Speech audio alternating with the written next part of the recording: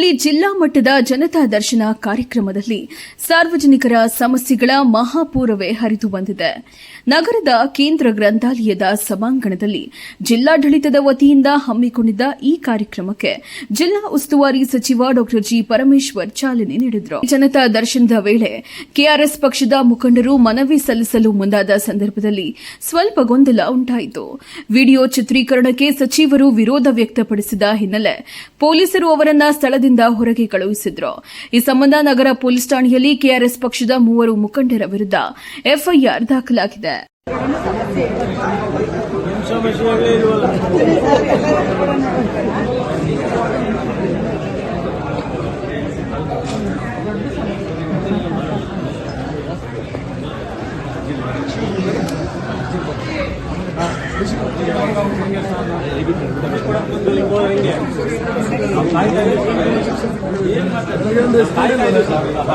ಅಂದ್ರೆ ಕೊಡು, ಯಾರು ಬೇಡ ಅಂದವ್ರು ತಗೊಳ್ಳಿ ಸರ್. ನೀನ್ ನಿಂತ್ಕೊಂಡು ಕೊಡ್ಬೇಕಪ್ಪ, ನಾನೇನು ಬೇಡ ಅಂತ ಆಯ್ತು ಕೊಡು. ಎಲ್ಲರಿಗೂ ಫ್ರೀಯಾಗಿ ಬಿಟ್ಟವ್ರು ಕನ್ನಡದೆಲ್ಲ ಏನೋ ಹೇಳಕ್ ಹೋಗ್ಬಾರ್ದು. ಕೊಡಬೇಡ ಅಂತ ಯಾರು ನಿಜ ತೆಗಿಯ ಕ್ಯಾಮ್ರಾ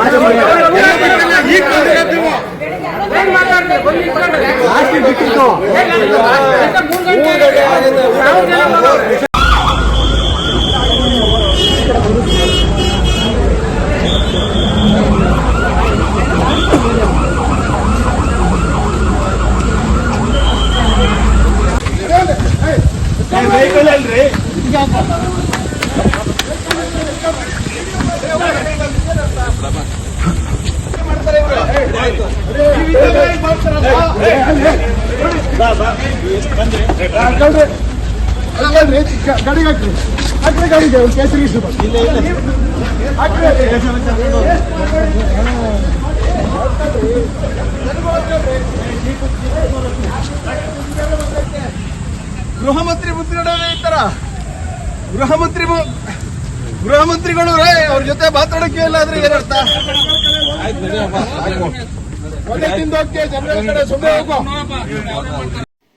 ಜಿಲ್ಲೆಯ ವಾಣಿಜ್ಯ ನಗರಿ ಚಿಂತಾಮಣಿ ನಗರದಲ್ಲಿ ಸರಿಸುಮಾರು 6-7 ವರ್ಷಗಳಿಂದ ಇತಿಹಾಸ ಪ್ರಸಿದ್ದವಾದ ಶ್ರೀ ನಾಗನಾಥೇಶ್ವರ ದೇವಾಲಯವು ಜೀರ್ಣೋದ್ಧಾರ ಆಗದೆ ಪಾಳು ಬಿದ್ದಿದ್ದು, ಕೂಡಲೇ ಜಿಲ್ಲಾಡಳಿತ ಮಧ್ಯಪ್ರವೇಶಿಸಿ ಜೀರ್ಣೋದ್ಧಾರಕ್ಕೆ ಕ್ರಮ ವಹಿಸಬೇಕೆಂದು ದೇವಾಲಯದ ಭಕ್ತರು ಗುರುವಾರ ಜಿಲ್ಲಾಧಿಕಾರಿಗಳನ್ನು ಭೇಟಿ ಮಾಡಿ ಮನವಿ ಸಲ್ಲಿಸಿದ್ದಾರೆ. ನಗರದ ಜಿಲ್ಲಾಧಿಕಾರಿಗಳ ಕಚೇರಿಯಲ್ಲಿ ಡಿಸಿಜಿ ಪ್ರಭುರವರನ್ನ ಭೇಟಿ ಮಾಡಿ ಮನವಿ ಸಲ್ಲಿಸಿದ ಹಿಂದೂಪರ ಸಂಘಟನೆಗಳ ಮುಖಂಡರು, ಈ ದೇವಾಲಯವು ಪುರಾತನ ದೇವಸ್ಥಾನವಾಗಿದ್ದು ಚೇಳರ ಆಳ್ವಿಕೆಯ ಸಂದರ್ಭದಲ್ಲಿ ಸ್ಥಾಪಿಸಲ್ಪಟ್ಟಿದೆ. ಶಿವಾಜಿ ವಂಶಸ್ಥರ ಆಳ್ವಿಕೆಯ ಸಂದರ್ಭದಲ್ಲಿ ಈ ದೇವಾಲಯವಿತ್ತು ಎಂಬ ಪ್ರತೀತಿ ಇದೆ ಎಂದರು. ಹಲವು ವರ್ಷಗಳ ಸುದೀರ್ಘ ಇತಿಹಾಸ ಹೊಂದಿರುವ ಶ್ರೀ ನಾಗನಾಥೇಶ್ವರ ದೇವಾಲಯಕ್ಕೆ ಗತವೈಭವ ಕಲ್ಪಿಸಿಕೊಡುವುದು ಮುಖ್ಯ. ಆದರೆ ದೇವಾಲಯದ ಜೀರ್ಣೋದ್ಧಾರಕ್ಕೆ ವಿವಿಧ ಸಮಿತಿ ರಚಿಸಿಕೊಂಡು ದೇವಾಲಯ ಅಭಿವೃದ್ಧಿಗೆ ಶ್ರಮಿಸಬೇಕಾದವರು ರಾಜಕೀಯ ಪ್ರತಿಷ್ಠೆಗಳಿಗಾಗಿ ದೇವಾಲಯವನ್ನ ಸಂಪೂರ್ಣ ನಿರ್ಲಕ್ಷಿಸಿದ್ದಾರೆಂದು ಬೇಸರವನ್ನ ವ್ಯಕ್ತಪಡಿಸಿದರು. ದೇವಾಲಯವು ಮುಜರಾಯಿ ಇಲಾಖೆಗೆ ಸುಪರ್ದಿಗೆ ಬರುತ್ತದೆ. ಕೆಲವು ವರ್ಷಗಳ ಹಿಂದೆ ಪ್ರಮುಖ ಮುಖಂಡರು ಇದರ ಅಭಿವೃದ್ಧಿಗೆ ತಮ್ಮ ಹಾಗೂ ಮೇಲಿನ ಅಧಿಕಾರಿಗಳಿಗೆ ಅನುಮತಿ ಪಡೆದು ಅರೆಬರೆ ಕೆಲಸ ಮಾಡಿದ್ದಾರೆ. ಕೆಲವು ಕಾನೂನು ತೊಡಕುಗಳು ಅಡ್ಡ ಬಂದು ಕಾಮಗಾರಿ ನಿರ್ವಹಿಸದೆ ಬಿಟ್ಟಿರುತ್ತಾರೆ. ಅದೇ ರೀತಿ ಈಗಿನ ಅಭಿವೃದ್ಧಿ ಟ್ರಸ್ಟ್ ಸದಸ್ಯರು ಯಾವುದೇ ಕಾಮಗಾರಿ ನಿರ್ವಹಿಸದೆ ಹಾಗೂ ಅಭಿವೃದ್ಧಿಪಡಿಸದೆ ತಟಸ್ಥರಾಗಿದ್ದು ದೇವಾಲಯದ ಆವರಣ ಅನೈತಿಕ ಚಟುವಟಿಕೆಗಳ ತಾಣವಾಗಿ ಬದಲಾಗಿದೆ. ಇಲ್ಲಿಗೆ ಬರುವ ಭಕ್ತರು ಪೂಜಾ ಕೈಂಕರ್ಯಗಳಿಗೆ ಹಾಗೂ ಸಂಸ್ಕೃತಿಗೆ ಧಕ್ಕೆ ಉಂಟಾಗುತ್ತಿದ್ದು ಹಿಂದೂ ಸಂಪ್ರದಾಯಕ್ಕೆ ಅನ್ಯಾಯವಾಗುತ್ತಿದೆ ಎಂದು ಮುಖಂಡರು ಡಿಸಿಗೆ ವಿವರಿಸಿದ್ದಾರೆ. ಪುರಾತನ ಮತ್ತು ಪ್ರಸಿದ್ಧ ದೇಗುಲ ಜೀರ್ಣೋದ್ಧಾರವನ್ನು ಶೀಘ್ರ ಕೈಗೊಂಡು ದೇವಾಲಯದ ಗತವೈಭವ ಮರುಕಳಿಸಬೇಕಾಗಿದೆ. ವಿಳಂಬ ಧೋರಣೆ ಮುಂದುವರೆದಲ್ಲಿ ತಹಸೀಲ್ದಾರ್ ಕಚೇರಿ ಮುಂಭಾಗದಲ್ಲಿ ಶಿವಭಕ್ತರನ್ನೆಲ್ಲ ಸೇರಿಸಿ ಹೋರಾಟ ನಡೆಸುವುದಲ್ಲದೆ ಅಹೋರಾತ್ರಿ ಧರಣಿ ಮಾಡಬೇಕಾಗುತ್ತದೆ ಎಂದು ದೇವಾಲಯದ ಭಕ್ತ ಆಗ್ರಹಾರ ಮೋಹನ್ ತಿಳಿಸಿದ್ದಾರೆ. ನಮಸ್ತೆ, ನಮ್ಮ ಹೆಸರು ಮೋಹನ್ ಅಂತ. ಶ್ರೀ ಶಿವಭಕ್ತ ಸಮೂಹ ಹಾಗೂ ನಾಗನಾಥೇಶ್ವರ ಸೇವಾ ಸಮಿತಿ ವತಿಯಿಂದ ನಾಗನಾಥೇಶ್ವರ ಜೀರ್ಣೋದ್ಧಾರಕ್ಕೆ ಆಗ್ರಹಿಸಿ ಸುಮಾರು ಹೋರಾಟ ಮಾಡ್ಕೊಂಡು ಬಂದಿದ್ದೀವಿ. ಇವತ್ತಿನ ಈ ಹೋರಾಟದ ಭಾಗವಾಗಿ ಮಾನ್ಯ ಜಿಲ್ಲಾಧಿಕಾರಿಗಳಿಗೆ ನಾವು ಮನವಿ ಪತ್ರ ಕೊಟ್ಟಿದ್ದೀವಿ. ದೇವಸ್ಥಾನ ಪರಿಸ್ಥಿತಿ ಆಗಿದೆ ಅಂತ ಅವರಿಗೆಲ್ಲ ವಿವರಣೆ ಕೊಟ್ಟಿದ್ದೀವಿ. ಧಾರ್ಮಿಕ ಭಾವನೆಗಳಿಗೆ ಯಾವ ಥರ ಧಕ್ಕೆ ಆಗ್ತಾ ಇದೆ ಅಂತ ಅವರಿಗೆಲ್ಲ ವಿಚಾರ ಮುಗಿಸಿದ್ದೀವಿ. ಅವರು ಒಂದು ಸ್ವಲ್ಪ ದಿನದಲ್ಲಿ ಬಂದು ಎಲ್ಲ ಚೆಕ್ ಮಾಡಿ ನಾವೆಲ್ಲ ಕ್ರಮ ವಹಿಸ್ತೀವಿ ಅಂತ ಹೇಳಿದ್ದಾರೆ. ಅದೇ ಥರ ಸಮಿತಿಗಳನ್ನು ನೋಡಿ ಅದನ್ನೇನು ಮಾಡಬೇಕೋ ಕಾನೂನುಬದ್ಧವಾಗಿ ಯಾವ ರೀತಿ ಇದು ಮಾಡಬೇಕೋ ಮಾಡ್ತೀವಿ ಅಂತ ಹೇಳಿದ್ದಾರೆ. ಒಂದು ವೇಳೆ ಇವಾಗ ತಹಸೀಲ್ದಾರ್ ಅವರು ಬರಲಿಲ್ಲ, ಜಿಲ್ಲಾಧಿಕಾರಿಗಳ ಹತ್ರ ಬಂದಿದ್ದೀವಿ. ಇವರು ಸಹ ಬಂದು ಏನಾದರೂ ನಮ್ಮ ಹೋರಾಟಕ್ಕೆ ಸ್ಪಂದನೆ ಕೊಟ್ಟು ದೇವಸ್ಥಾನ ಜೀರ್ಣೋದ್ಧಾರ ಕ್ರಮ ವಹಿಸಲಿಲ್ಲ ಅಂದರೆ ಚಿಂತಾಮಣಿ ತಾಲೂಕು ಕಚೇರಿ ಹತ್ರ ಧರಣಿ ಕೂತ್ಕೊಳ್ತೀವಿ ಅಂತ ತಮ್ಮ ಮಾಧ್ಯಮದ ಮುಖಾಂತರ ಹೇಳ್ತೀವಿ. ಎಲ್ರಿಗೂ ನಮಸ್ಕಾರ. ಸುಮಾರು 6-7 ವರ್ಷಗಳಿಂದ ಈ ಶ್ರೀ ನಾಗನಾಥೇಶ್ವರ ದೇವಸ್ಥಾನ, ಪುರಾತನ ದೇವಸ್ಥಾನ ನೆನೆಗುದಿಗೆ ಬಿದ್ದಿದೆ. ಜೀರ್ಣೋದ್ಧಾರ ಮಾಡ್ತೀವಿ ಅಂತ 2 ಸಮಿತಿಗಳು ಮಾಡಿಕೊಂಡು ಇಲ್ಲಿ ಜೀರ್ಣೋದ್ಧಾರ ಮಾಡಿದ್ದೀರಾ, ಇದನ್ನ ಮೂಲೆ ಗುಂಪು ಮಾಡಿದ್ದಾರೆ. ಆದ್ರಿಂದ ಸುಮಾರು 2-3 ತಿಂಗಳಿಂದ ಹೋರಾಟ ಮಾಡ್ಕೊಂಡು ಬಂದಿದ್ದೀವಿ, ರ್ಯಾಲಿ ಮಾಡಿದ್ದೀವಿ. ಯಾವುದೇ ರೀತಿಯಾದಂಥ ಸ್ಪಂದನೆ ಇಲ್ಲ. ತಾಲೂಕು ಕಚೇರಿಯಲ್ಲಿ ತಹಸೀಲ್ದಾರ್ಗೂ ಸಹ ಮನವಿ ಕೊಟ್ವಿ. ಅವರು ಬಂದು ಎಲ್ಲ ನೋಡ್ತೀವಿ ಅಂದರು, ವಿಚಾರಣೆ ಮಾಡ್ತೀವಿ ಅಂದರು. ಆದ್ರೂ ಅವರು ಸಹ ಯಾವುದೇ ರೀತಿಯಾದ ಸ್ಪಂದನೆ ಕೊಡ್ತೀರಾ, ಈ ದೇವಸ್ಥಾನ ಹಂಗೆ ಬಿಟ್ಟಿದ್ದಾರೆ, ಜೀರ್ಣೋದ್ಧಾರ ಮಾಡ್ತೀರಾ. ಆದ್ರಿಂದ ಇವತ್ತು ಶಿವಭಕ್ತ ಸಮೂಹ ಹಾಗೂ ನಾಗನಾಥೇಶ್ವರ ಯುವಕರ ಸೇವಾ ಸಮಿತಿ ವತಿಯಿಂದ ಸುಮಾರು 40ರಿಂದ 50 ಜನ ಜಿಲ್ಲಾಧಿಕಾರಿಗಳಿಗೆ ಹೋಗಿ ಮನವಿ ಪತ್ರ ಕೊಟ್ಟು ಈ ದೇವಸ್ಥಾನ ಉದ್ಧಾರಕ್ಕೆ ಆಗ್ರಹಿಸ್ತಾ ಇದ್ದೀವಿ.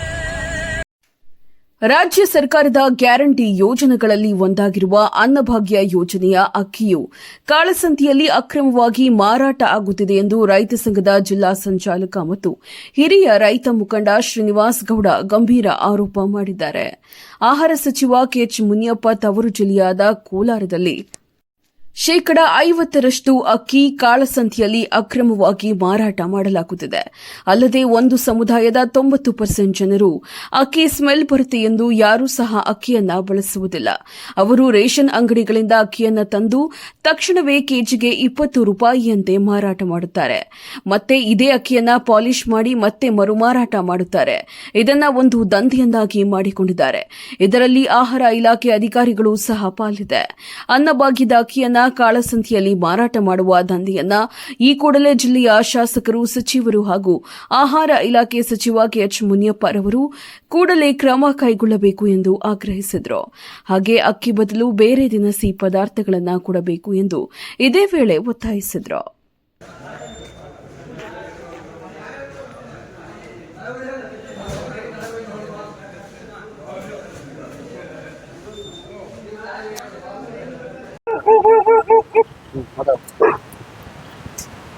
ಸರ್ಕಾರ ನೀಡುತ್ತಿರುವಂತ ಗ್ಯಾರಂಟಿ ಯೋಜನೆಗಳ ಅನ್ನಭಾಗ್ಯ ಅಕ್ಕಿ ಕೋಲಾರ ಜಿಲ್ಲೆಯಲ್ಲಿ 45% ಭಾಗ ಕಾಳಸಂತೆಯಲ್ಲಿ ಮಾರಾಟ ಆಗ್ತಿದೆ. 45% ನಾನು ರಾಜ್ಯದಲ್ಲಿ ಹೇಳ್ತಲ್ಲ, ಕೋಲಾರ ಜಿಲ್ಲೆಯಲ್ಲಿ. ಕಾರಣ, ಒಂದು ಸಮುದಾಯದವರು ನಾವು ಅಕ್ಕಿ ಸ್ಮೆಲ್ ಬರ್ತದೆ, ನಾವು ತಿನ್ನೋದಿಲ್ಲ. ಅವರು ಆಯಾ ಏರಿಯಾಗಳಲ್ಲಿ ಕೆಲವರು ಅಂಗಡಿಗಳು ಮಾಡ್ಕೊಂಡು ವ್ಯಾಪಾರ ಮಾಡ್ತಾ ಇದಾರೆ. ಕೆಲವು ಡಿಪೋಗಳಲ್ಲೇ ಅಲ್ಲೇ ಅವ್ರಿಗೊಂದು 15-20 ರೂಪಾಯಿ ಕಾಸು ಕೊಟ್ಬಿಟ್ಟು ಕೆಜಿಗೆ ಇಷ್ಟು ಅಂತೇಳಿ ಆ ಡಿಪೋ ಅವರೇ ಸೇರ್ಕೊಂಡು ಮಿಲ್ಗಳು ಮಾಡ್ತಾ ಇದಾರೆ. ಕೋಲಾರ ಜಿಲ್ಲೆಯಲ್ಲಿ ಈ ದಂಧೆ ಯಾವ ಮಟ್ಟಕ್ಕಿದೆ ಅಂದ್ರೆ ಕೋಟಿಗಳ ಲೆಕ್ಕದಲ್ಲಿ. 45% ಕಾಳಸಂತೆಗೆ ಹೋಗ್ತದೆ ಅಂದ್ರೆ ಅರ್ಥ ಮಾಡ್ಕೊಳ್ಬೇಕು ಸರ್ಕಾರ ಮತ್ತು ಇಲ್ಲಿನ ಜನಪ್ರತಿನಿಧಿಗಳು. ಇಲ್ಲಿ ಅವನ್ ರಜಾಕು, ಬಾಬು, ಅವನೇನು ರಘು, ಮಹಮ್ಮದ್, ಯೂನಿಸ್ ಅಂತ ಒಂದು 15-20 ಜನ ನಾವು ಬರೀ ನಾನು ಕೋಲಾರ ನಗರದಲ್ಲಿ ಹೇಳ್ತಾರೆ ಇಲ್ಲಿ ವ್ಯಾಪಾರ ಮಾಡೋದಿದ್ದಾರೆ. ಟಮಕ ರಾಮು ಅನ್ನೋ ಒಬ್ಬ ಮಿಲ್ಗೆ ಮತ್ತು ಬಂಗಾರಪೇಟೆ ಮಿಲ್ಗೆ ಕೋಲಾರಿಂದ ಇವ್ರ ವ್ಯಾಪಾರ. ಬೇರೆ ಬೇರೆ ತಾಲೂಕುಗಳಲ್ಲಿ ಅವರ ವ್ಯಾಪಾರ. ಈ ಕಾಳಸಂತೆ ವ್ಯಾಪಾರಗಾರರಿಗೆ ಬೆಂಗಾಲಾಗಿ ನಿಲ್ತಿರೋದು ಯಾರಪ್ಪ ಅಂದ್ರೆ ಆಹಾರ ಇಲಾಖೆ ಅಧಿಕಾರಿಗಳು. ಫುಡ್ ಡಿಡಿ ಇರ್ಬೋದು, ಆ ತಾಲೂಕು ಅಧಿಕಾರಿಗಳಿರ್ಬೋದು. ನೇರವಾಗಿ ಅವ್ರಿಗೂ ಕಾಳಸಂತೆ ವ್ಯಾಪಾರಸ್ಥರಿಗೂ ಮತ್ತು ಮಿಲ್ ಮಾಲೀಕರಿಗೂ ಸಂಬಂಧ ಇದೆ. ಮತ್ತು ಯಾರು ಡಿಪೋ ನಡೆಸ್ತಾರೆ ಅವ್ರಿಗೂ. ಕಾರಣ ಕೇಳಿದ್ರೆ ಅವ್ರು ತಿನ್ನೋದಿಲ್ಲ, ಅವ್ರು ತಂದು ಮಾಡ್ತಾರೆ, ನಾವು ಎತ್ಕೊಂಡು. ಸರ್ಕಾರ 40 ರೂಪಾಯಿ ಖರ್ಚು ಮಾಡಿ, ಅದು ನಮ್ಮ ತೆರಿಗೆ ದುಡ್ಡು. ಏನು ಕಾಂಗ್ರೆಸ್ ದುಡ್ಡಲ್ಲ, ಬಿಜೆಪಿ ದುಡ್ಡಲ್ಲ, ಅದು JDS ದುಡ್ಡಲ್ಲ, ಯಾರಪ್ಪನ ಆಸ್ತಿನೂ ಅಲ್ಲ. ಇವರೇನು ಹೇಳ್ಕೊಂಬೋದು ನಮ್ಮಪ್ಪನ ಆಸ್ತಿ ಕೊಡ್ತಾ ಇದೆ ಅಂತೇಳಿ. ನಮ್ಮ ತೆರಿಗೆ ಕಟ್ಟಿ 40 ರೂಪಾಯಿ ಖರ್ಚು ಮಾಡಿ ಇವ್ರಿಗೆ ಅಕ್ಕಿ ಕೊಟ್ಟು ನಮ್ಮ ಜನಕ್ಕೇನು ತಿನ್ಲಿ, ಉಪವಾಸ ಇರಬಾರ್ದು ಅಂತ ಅಕ್ಕಿ ಕೊಟ್ಟು ಆ ಅಕ್ಕಿ ನೀವು ಕಾಳಸಂತೆ ಮಾಡ್ಕೊಳ್ತೀರಿ ಅಂದ್ರೆ ಅದಕ್ಕೊಂದು ಇಲಾಖೆ, ಆಹಾರ ಇಲಾಖೆ. ಆ ಆಹಾರ ಮಂತ್ರಿ ಕೂಡ ನಮ್ಮ ಕೋಲಾರ ಜಿಲ್ಲೆಯವರು. ಆಹಾರ ಮಂತ್ರಿ ಅದೇನ್ ಮಾಡ್ತಾ ಇದನ್ನೋ ನನ್ಗಂತೂ ಗೊತ್ತಿಲ್ಲ. ಇನ್ನು ಇಲ್ಲಿರೋಂಥ 6 ಜನ MLAಗಳು ಹೇಳ್ತಾ ಕಡೆಯಾಗಿ ಜನ ಏನು ಯಾವ ಮಟ್ಟಕ್ಕೆ ಮತ್ತೆ MLAಗಳು ಕೂಡ ಭಾಗ ಹೋಗ್ತದೆ. ಯಾಕಂದ್ರೆ ಇದು ಕೋಟ್ಯಾಂತರ ರೂಪಾಯಿ ವ್ಯವಹಾರ ಇರೋದ್ರಿಂದ ಬರೀ ಅಧಿಕಾರಿಗಳು ಮಾಡೋಕ್ಕಂತೂ ಸಾಧ್ಯ ಇಲ್ಲ. ಹೇಳ್ತಾ ಅದರಿಂದ ಏನು ಆಹಾರ ಇಲಾಖೆಗಳು ಇವತ್ತು ಕಾಳಸಂತೆಯವರನ್ನ ಜೊತೆ ಶಾಮೀಲಾಗಿ ಇವತ್ತು ಈ ವ್ಯಾಪಾರ ನಡೀತಾ ಇದೆ. ನಗರದ ಪ್ರತಿ ಬೀದಿಯಲ್ಲೂ ಇದೇ ವ್ಯಾಪಾರ. ಯಾವ ನಗರ ತಗೊಳ್ಳಿ, ಮಾಲೂರು ತಗೊಳ್ಳಿ, ಕೋಲಾರ ತಗೊಳ್ಳಿ, ಪ್ರತಿ ಬೀದಿಯಲ್ಲೂ. ಅದರಲ್ಲಿ ಮುಖ್ಯವಾಗಿ ಕೋಲಾರದಲ್ಲಿ ಹೇಳ್ತೀನಿ, ತಮಕ ಇಂಡಸ್ಟ್ರಿಯಲ್ ಏರಿಯಾದಲ್ಲಿ ಏನಿದೆ, ಅವ್ನು ರಾಮು ಅನ್ನೋ ಒಬ್ಬ ಮಿಲ್ಲು ಮತ್ತು ಬಂಗಾರಪೇಟೆಗೆ ಅತಿ ಹೆಚ್ಚು ಹೋಗ್ತಾರೆ ಅಂತ ಅದು ಆಯ್ತಾ. ಈ ಕೋಲಾರ ನಗರದಲ್ಲಿ ರಘು, ರಾಮು ಇವ್ರು ಯಾರ್ಯಾರಿದ್ದಾರೆ, ಮೊಹಮ್ಮದ್, ರಜಾಕ್ ಇವರೆಲ್ಲ ಇವ್ರದ್ದು ಆ ಕಾಳಸಂತೆ ದಂಧೆಕೋರರು ಆಹಾರ ಇಲಾಖೆ ಹೋದ್ರೆ ಕಾಲ್ ಹಾಕೊಂಡು ಕೆಲಸ ಮಾಡ್ತಾರೆ. ದೂರ ಕೊಡೋದನ್ನ ಕಳ್ಳ ರೀತಿ ನೋಡ್ತಾರೆ ಆಹಾರ ಇಲಾಖೆಯವ್ರು ಆಯ್ತಾ. ಅವ್ರು ಹೇಳ್ತಾರೆ, ಯಾವ MLA ಹೇಳ್ಕೊಳ್ದು ಹೋಗು, ಯಾವ ಮಂತ್ರಿಗೆ ಹೇಳ್ತೀಯ, KH ಮುನಿಯಪ್ಪನಿಗೆ ಹೇಳ್ತೀಯ, ನಾವು ಫೋನ್ ಮಾಡ್ಕೊಡ್ತೀರಿ ಅನ್ನೋ ಮಟ್ಟಕ್ಕಿದ್ದಾರೆ ಆಯ್ತಾ.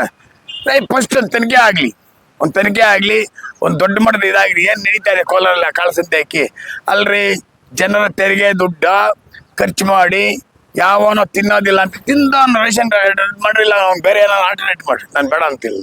ಬೇರೆ ಅವ್ನು 20 ರೂಪಾಯಿ 40 ರೂಪಾಯಿ ಅಕ್ಕಿ 20 ರೂಪಾಯಿ ಮಾಡ್ಕೊಂಡು ಅದನ್ನೇ ಪಾಲಿಶ್ ಮಾಡ್ಕೊಂಡು ಅವ್ನು ಮತ್ತೆ 40 ರೂಪಾಯಿಗೆ ಮಾರ್ಕೆಟ್ ಬಿಟ್ಟು ಅದೇ ನಾವು ಬ್ರ್ಯಾಂಡಲ್ಲಿ ಅದೇನು ಅಂಬಾಟಿ ರೈಸ್ ಅಂತೆ, ಬುಲೆಟ್ ರೈಸ್ ಅಂತ ನಾವು ತಿಂತಿರಲ್ಲ ಅಳ್ತಾ. ಇದು ಬೇಕಾ ನಮಗೆ? ಈ ಆಹಾರ ಇಲಾಖೆ ಅಧಿಕಾರಿಗಳಂತೂ ಇದು ಯಾವ ರೀತಿ ನಡೀತಾ ಇದೆ ಅಂದ್ರೆ 20 ರೂಪಾಯಿ ಮಾರೋರಿಗೆ, ಆ 20 kg 4 ರೂಪಾಯಿ ಆಹಾರ ಅಧಿಕಾರಿಗಳಿಗೆ, ಇನ್ನು 4 ರೂಪಾಯಿ ಯಾರೋ ಆಮೇಲೆ ರಾಜಕಾರಣಿಗಳಿಗೆ ಯಾರಿಗೋ ಹೋಗುತ್ತಂತೆ. ಇನ್ನು ಮಿಗಿಲಿದ್ದು 3 ರೂಪಾಯಿ ಅವ್ನ ಮಿಲ್ಲೋನಿಗೆ ಅವ್ನಿಗೆ ಪಾಲಿಶ್ ಮಾಡೋನಿಗೆ ಉಳಿತದಂತೆ. ಈ ಲೆಕ್ಕಾಚಾರದಲ್ಲಿ ನಡೀತಾ ಇರೋಂಥ ದಂಧೆಗೆ ಪೂರ್ತಿ ಕಡಿವಾಣ ಹಾಕ್ಬೇಕು. ಕಡಿವಾಣ ಹಾಕಲ್ಲ ಅಂದ್ರೆ ಹೇಳ್ತಾ ಜನ ಕ್ಯಾಕರಿಸಿ ಹೋಗಿತಾರೆ ತಿಳಿತಾ. ಇಲ್ಲಿ ಏನು ಕೋಲಾರ ಜಿಲ್ಲೆಯಲ್ಲಿ ಜನಪ್ರತಿನಿಧಿಗಳಿದ್ದಾರೆ ಮತ್ತು ಆಹಾರ ಇಲಾಖೆ ಅಧಿಕಾರಿಗಳಿದ್ದಾರೆ. ಆಹಾರ ಇಲಾಖೆ ಅಧಿಕಾರಿಗಳನ್ನ ಕ್ಯಾಕರಿಸಿ ಹೋಗಿದ್ದು ಜನಪ್ರತಿನಿಧಿಗಳು ಈ ಕಾಳಸಂತೆ ದಂಧೆ ನಿಲ್ಲಿಸಬೇಕು. ಕಾಳಸಂತೆ ದಂಧೆ ಏನು ರಾತ್ರಿ ಹೊತ್ತು ನಡೀತಾ ಇಲ್ಲ, ಆಗಲತ್ಲೇ ಗೊತ್ತಾ. ಅವೆಲ್ಲ ಅಕ್ಕಿ ಎಲ್ಲ ಒಂದ್ ಕಡೆ ಕೂಡ ಹಾಕೊಂಡು ಯಾವ ರೀತಿ ಮಾಡ್ತಾರೆ ಗೊತ್ತಾ, ರಜೆ ದಿವಸ ಮಿಲ್ಲಲ್ಲಿ ಸಾಗಿಸ್ತಾರೆ. ರಜಾ ದಿವಸ ಅಲ್ಲೆಲ್ಲ ಗಾಡಿ ಹಿಡ್ಕೊಂಡು ಫೋನ್ ಮಾಡಿದ್ರೆ ಏನ್ ಹೇಳ್ತಾರೆ, ಸರ್ ಇವತ್ತು ನಾವು ರಜೆ ಇದೆ ಸರ್, ಹೋಗಿ ಬಿಡಿ ಸರ್. ಈಗೇನು ವ್ಯಾಪಾರ ಮಾಡ್ತಿದ್ವಿ ಕಾಳಸಂತೆ ಕೋಲಾರಿಗೆ ಅನ್ನಿಸ್ತಲ್ಲ, 10 ವರ್ಷದಿಂದ ಸುಮಾರು 100 ಕೇಸ್ಗಳು ಬಿದ್ದು, ಆ ಕೇಸ್ಗಳು ಹಾಕೊಂಡಿರೋಂಥವ್ರೆ ಇವತ್ತು ಮತ್ತೆ ವ್ಯಾಪಾರ ಶುರು ಮಾಡಿರೋದು. ಇದು ಕೂಡಲೇ ನಿಲ್ಲಬೇಕು. ಪ್ರತಿ ಗಲ್ಲಿಯಲ್ಲೂ ನಡೀತಾ ಇದೆ, ಕುಂಟಾಲ್ ಲೆಕ್ಕದಲ್ಲಿ ಮತ್ತು ಆ ಡಿಪೋಗಳಲ್ಲಿ ಕೂಡ ಇದೆ. ಇದಕ್ಕೆ ಕಡಿವಾಣ ಹಾಕ್ಬೇಕು ಆಹಾರ ಇಲಾಖೆ ಮತ್ತು ಆಹಾರ ಸಚಿವರು ಮತ್ತು ಇಲ್ಲಿರುವಂತ ಜನಪ್ರತಿನಿಧಿಗಳು. ಅದು ಬಿಟ್ಬಿಟ್ಟು ನಾವು ಗ್ಯಾರಂಟಿ ಅಧ್ಯಕ್ಷರು ಮಾಡಿದಿರಿ, ನಾವು ಗ್ಯಾರಂಟಿ ಯೋಜನೆ ಅಂದ ಬಗ್ಗೆ ಕೊಡ್ತಾ ಇದ್ರಿ ಅಂತೇಳಿ ಯಾರ್ದೋ ದುಡ್ಡು ಅದೇನೋ ಅತ್ತೆ ಹೊಡಿದ ಹಳ್ಳಿನ ದಾನ ಮಾಡಿದ್ನು ಅಂತೇಳಿ ಬುಡ್ಬುಡ್ಕೆ ಆಡಿಸ್ಕೊಂಡಿರೋದು ಅವಶ್ಯಕತೆ ಇಲ್ಲ. ಫಸ್ಟ್ ಈ ದಂಧೆಗೆ ಒಂದು ಕಡಿವಾಣ ಹಾಕ್ಬೇಕು. ಚಿಂತಾಮಣಿಯ ಕಾರ್ಮಿಕ ಇಲಾಖೆಯ ನಿರೀಕ್ಷಕರು ಸಕಾಲಕ್ಕೆ ಕಚೇರಿಗೆ ಬಾರದೆ ಮತ್ತು ಕಾರ್ಮಿಕರ ಸಮಸ್ಯೆಗಳಿಗೆ ಸ್ಪಂದಿಸದೆ ಬೇಜವಾಬ್ದಾರಿತನ ಪ್ರದರ್ಶಿಸುತ್ತಿದ್ದಾರೆ ಎಂದು ಆರೋಪಿಸಿ ಕರ್ನಾಟಕ ರಾಜ್ಯ ಟೈಲ್ಸ್ ಮತ್ತು ಗ್ರನೈಟ್ ಹಾಗೂ ಇತರೆ ಕಟ್ಟಡ ನಿರ್ಮಾಣ ಕಾರ್ಮಿಕರ ಸಂಘದ ಪದಾಧಿಕಾರಿಗಳು ಜಿಲ್ಲಾ ಕಾರ್ಮಿಕ ಅಧಿಕಾರಿಗಳಿಗೆ ದೂರು ನೀಡಿದ್ದಾರೆ. ಕಾರ್ಮಿಕ ನಿರೀಕ್ಷಕರು ಪ್ರತಿದಿನ ಮಧ್ಯಾಹ್ನ 1 ಗಂಟೆಯ ನಂತರವಷ್ಟೇ ಕಚೇರಿಗೆ ಬರುತ್ತಿದ್ದು, ಇದರಿಂದ ದೂರದ ಊರುಗಳಿಂದ ಬರುವ ಕಾರ್ಮಿಕರು ಗಂಟೆಗಟ್ಟಲೆ ಕಾಯುವಂತಾಗಿದೆ. ಕಾರ್ಮಿಕ ಸೌಲಭ್ಯಗಳಿಗಾಗಿ ಸಲ್ಲಿಸುವ ಅರ್ಜಿಗಳನ್ನು ಪರಿಶೀಲಿಸಲು ಅನಗತ್ಯ ವಿಳಂಬ ಮಾಡುತ್ತಿದ್ದಾರೆ. ವಿಚಾರಿಸಿದರೆ ಬೇಜವಾಬ್ದಾರಿಯುತ ಉತ್ತರ ನೀಡುತ್ತಿದ್ದಾರೆ ಎಂದು ಸಂಘಟನೆಯು ದೂರಿದೆ. ಅರ್ಹ ಕಾರ್ಮಿಕರಿಗೆ ಸೌಲಭ್ಯ ಒದಗಿಸಲು ಹಣದ ಬೇಡಿಕೆ ಇಡುತ್ತಿದ್ದಾರೆ ಮತ್ತು ಹಣ ನೀಡದಿದ್ದರೆ ದಾಖಲೆಗಳಲ್ಲಿ ಲೋಪದೋಷಗಳನ್ನು ಹುಡುಕಿ ಅರ್ಜಿಗಳನ್ನು ತಿರಸ್ಕರಿಸುತ್ತಿದ್ದಾರೆ ಎಂಬ ಗಂಭೀರ ಆರೋಪ ಸಹ ಮಾಡಲಾಗಿದೆ. ಸರ್ಕಾರ ಮಹತ್ವಾಕಾಂಕ್ಷೆಯ ಯೋಜನೆಯಾದ ಕಾರ್ಮಿಕರ ಅರಿವು ಮತ್ತು ನೆರವು ಕಾರ್ಯಕ್ರಮಗಳನ್ನು ನಡೆಸದೆ ಅಧಿಕಾರಿಗಳು ನಿರ್ಲಕ್ಷ್ಯ ವಹಿಸಿದ್ದಾರೆ.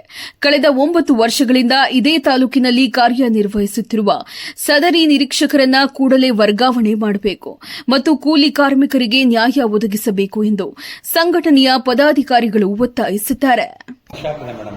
ಒಂದು ಕಡೆ ಕಾರ್ಮಿಕರನ್ನ ಸೇರಿಸಿ ಗೊತ್ತಾಗಿದೆ, ಇದು ನಿಜವಾದ ಕಾರ್ಮಿಕನ ಡೆತ್ ಆಗಿದ್ದಾನೆ. ನಿಜವಾದ ನಿಮ್ಮ ಕಡೆಯಿಂದ ಕೂಡ ಮಾಜರ್ ಕೂಡ ಮಾಡಿದ್ದಾರೆ, ಆದ್ರೂ ಕಾರ್ಡ್ ಫ್ರೀಸ್ ಮಾಡಿದ್ದಾರೆ.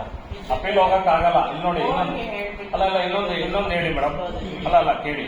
ಅಪೀಲ್ ಹೋಗಕ್ಕೆ ಇವಾಗ ಒಂದು ಇದರಿಂದ 30 ದಿವಸ ಕಾಲಾವಕಾಶ ಇವಾಗ ಕೊಟ್ಟಿದ್ದಾರೆ. ಮೊದಲೆಲ್ಲ ಕಾಲಾವಕಾಶ ಜಾಸ್ತಿ ಇತ್ತು ಅಪೀಲ್ ಹೋಗೋದಕ್ಕೆ, ಇವಾಗ ಅಪೀಲ್ ಹೋಗೋದಕ್ಕೆ ಇಲ್ಲ. ಫ್ರೀಸ್ ಮಾಡಿ ತೆಗಿಸ್ಕೊಳ್ಳಿ. ಇವಾಗ ನಿನ್ನೆ 2ನೇ ಬಂದು ಒಂದು ನಿಮಿಷ, ಹೌದು 2ನೇದು ಒಂದು ಏನಿದು ಸಕಾಲ ಮುಗಿದ ನಂತರವೂ 15 ದಿವಸ ಸಕಾಲ ಮುಗಿದು 15 ದಿವಸ ಆದ್ರೂ ಹಾಜರು ಮಾಡಲ್ಲ. ಯಾಕೆ? ಎಲ್ಲಾ ಇಲಾಖೆಗಳು ನಿಮ್ಮ ಒಂದು ಕಚೇರಿಗೂ ಸೇರಿ ಆ ಒಂದು ಅವಧಿಯಲ್ಲಿ ಮುಕ್ತಾಯ ಆಗಿರ್ತಕ್ಕಂಥದ್ದನ್ನ ಯಾಕೆ ನೀವು ಹಾಜರು ಮಾಡಲ್ಲ? ಕಾರ್ಮಿಕ ಸೇವಾ ಕೇಂದ್ರದೇ ಮಾಡ್ತಾ ಇರೋದು. ಅವ್ರು ಮಾಡ್ತಾ ಇದ್ದಾರೆ ರಿಜಿಸ್ಟ್ರೇಷನ್ ಮೇಡಮ್. ಅವ್ರಿಗೆ ಒಂದು ಥರ್ಡ್ ಪಾರ್ಟಿ ಅಂತ ಅಲ್ಲ, ಅವ್ರು ಮಾಡ್ತಾ ಇದ್ದಾರೆ, ಅವ್ರದ್ದೇನ್ ತೊಂದರೆ ಇಲ್ಲ, ಇವಾಗ ಅವ್ರಿಗೆ ಕೊಟ್ಟಿದ್ದೀವಿ. ಅವ್ರಿಗೇನ್ ತೊಂದರೆ ಇಲ್ಲ. ಈ ಒಂದು ನಿಮ್ಮ ಇಲಾಖೆಯ ಅಧಿಕಾರಿ ಅಲ್ಲ, ನಿಮ್ಮ ಇಲಾಖೆ ಅಧಿಕಾರಿ ಕ್ಲೈಮ್ಸ್, ಮೆಡಿಕಲ್ ಕ್ಲೈಮ್ಸ್, ಬೇರೆ ಸಹಾಯದ ಇದು ಮದುವೆ ಸಹಾಯಧನ ಆಗಿರ್ಬೋದು, ಏನೇ ಆಗಿರ್ಬೋದು, ಇದನ್ನ ತನ್ನ ಸಕಾಲತೆ ಮುಗಿದ್ರು ಹಂಗೆ ಇಟ್ಕೊಂಡಿರ್ತಾರೆ. ಯಾಕೆ ಈ ಡೇಟಾ ಆಪರೇಟರ್ನು ಹಂಗೆ ಏನ್ ಹೇಳ್ತಾರೆ, ನಮ್ಮ ಗಮನಕ್ಕೆ ಬಂದಿರೋದಿಲ್ಲ. ಇವಾಗ ಆಗಿನಿಂದ ಅವ್ರು ಕಳಿಸ್ಬೇಕು. ಯಾರು ಕಾರ್ಮಿಕ ಸೇವಾ ಕೇಂದ್ರಕ್ಕೆ ಹೋಗುತ್ತೆ. ಇವಾಗ ಹೌದು ಮೇಡಮ್. ಏನ್ ಮಾಡಿದ್ದಾರೆ, ಸೆಪ್ಟೆಂಬರ್ 11ರಿಂದ ಒಂದು ನಮ್ದು ಕಾರ್ಮಿಕ ಸೇವಾ ಕೇಂದ್ರ ಸ್ಟಾರ್ಟ್ ಆಗಿದೆ. ಅಲ್ಲಿ ರಿಜಿಸ್ಟ್ರೇಷನ್ ರೆವೆನ್ಯೂಯಿಂದ ಅವರೇ ಹೋಗ್ತಾರೆ. ಕ್ಲೇಮ್ಸ್ ಅವ್ರಿಗೆ ಹೇಳಿದ್ದಾರೆ. ಒಂದು ಅಪ್ಲಿಕೇಶನ್ಗೆ ಇಷ್ಟು ಅಂತ ಬೋರ್ಡ್ ಪೇ ಮಾಡ್ತಾರೆ. ಸ್ಪಾಟ್ ಆಯ್ತದ ಮಾಡ್ಕೊಂಡು ನಮ್ಮ ಲಾಗಿನ್ಗೆ ಪುಷ್ ಮಾಡ್ತಾರೆ. ಪುಷ್ ಮಾಡಿದ್ಮೇಲೆ ನಾವು ಒಂದ್ಸತಿ ರಿಜಿಸ್ಟ್ರೇಷನ್ ನಾವು ಮಾಡಂಗಿಲ್ಲ. ಬರೀ ಕ್ಲೇಮ್ಸ್ ಕ್ಲೈಮ್ ಮಾತ್ರ ಅವ್ರಿಗೆ ದುಡ್ಡು ಕೊಟ್ಬಿಟ್ಟು ನಾವು ಮಾಡಿಸ್ತಾ ಇದ್ದೀವಿ. ಸರಿ ಸರ್. ಇಲ್ಲಿ ಏನಾದರೂ ತೊಂದರೆ ಆದರೆ ಮತ್ತೆ ರೀಡೈರೆಕ್ಟ್ ಇವ್ರು ಮಾಡ್ತಾರೆ ಮೇಡಮ್. ಮಾಡಿದೀವಿ ನೋಡಿ. 12 ಗಂಟೆ ಆದ್ರೂ ಕಚೇರಿ ಬಾಗಿಲು ತೆಗೆದಿಲ್ಲ. ಡೇಟಾ ಆಪರೇಟರ್ ಏನ್ ಕೆಲಸ ಪ್ರತಿದಿನ ಜೊತೆ ಹೋಗೋದಕ್ಕೆ ಯಾವಾಗ ಫೋನ್ ಮಾಡಿ ಫೀಲ್ಡ್ ಅಲ್ಲಿ ಇದ್ದೀನಿ ಅಂತ ಮೇಡಮ್. ಕಾರ್ಮಿಕರಿಗೆ ಯಾವಾಗ ಮೇಡಮ್ ಮೀಟ್ ಆಗೋದು, ನಮ್ಮ ಸಮಸ್ಯೆಗಳು ಯಾರು ಹೇಳ್ಬೇಕು ಮೇಡಮ್? ಅಲ್ಲ 3 to 5 ಗಂಟೆ ಯಾವಾಗಲೂ ಮೇಡಮ್ ಕೆಲಸ ಮಾಡೋದಕ್ಕೆ ಬರ್ತಾರೆ ಮೇಡಮ್ ಆ ಟೈಮಿಂಗ್ ಅಲ್ಲಿ. ಮೇಡಮ್ ಯಾರು ಹೋಗೋದೇ ಇಲ್ಲ. ಸಮಸ್ಯೆ EMN ಇದು ಸೃಷ್ಟಿ ಮಾಡ್ಕೊಂತ ಇರೋದು. ಏನಂತ ಹೇಳಿದ್ರೆ EMN ಗೆ ಕೊಟ್ರೆ ಅದು ವರ್ಕೌಟ್ ಆಗತ್ತೆ, ಕೊಡ್ಲಿಲ್ಲ ಅಂದ್ರೆ ವರ್ಕೌಟ್ ಆಗಲ್ಲ. ಅಲ್ಲ ಸಾಹೇಬ್ ಮೊನ್ನೆ ಎಲ್ಲ ಕಲ್ತ್ಬಿಟ್ಟು ಮೀಟಿಂಗ್ ಮಾಡಿದ್ದಾರೆ ಇನ್ಸ್ಪೆಕ್ಟರ್ಸ್ ಎಲ್ಲ. ಈ ತರ ಸುಮಾರು ಯೂನಿಯನ್ ಲೀಡರ್ಸ್ ಅವರು ಬಂದು ಹೇಳಿದಾರಮ್ಮ, ಒಂದು ಕಾರಣ ತರ ನೀವು ನೋಡ್ಕೊಂಡು ಹೋಗ್ಬೇಕು. ಅವರು ವರ್ಕರ್ಸ್ ನಮ್ಗೆ ಎಷ್ಟೊಂದು ನೈಜ ಕಾರ್ಮಿಕರು ಇದ್ರೆ ನೀವು ಎಲ್ಲ ಸೌಲಭ್ಯಗಳನ್ನು ಕೊಡಿ. ಇವಾಗ ನಾವು ಯಾರು ಅರ್ಹತಾಗಿ ಹೇಳ್ತಾ ಅವ್ರಿಗೆ ಇದ್ದೀವಿ, ಅರ್ಹರಿಗೆ ನಾವು ಹೇಳ್ತಾ ಇದ್ದೀವಿ. ನಾವೇ ಇವಾಗ ನಾವೇ ಜಂಡಿ ಹಿಡಿತಾ ಇದ್ದೀವಿ. ಯಾರು ನಿಜವಾಗಿರೋ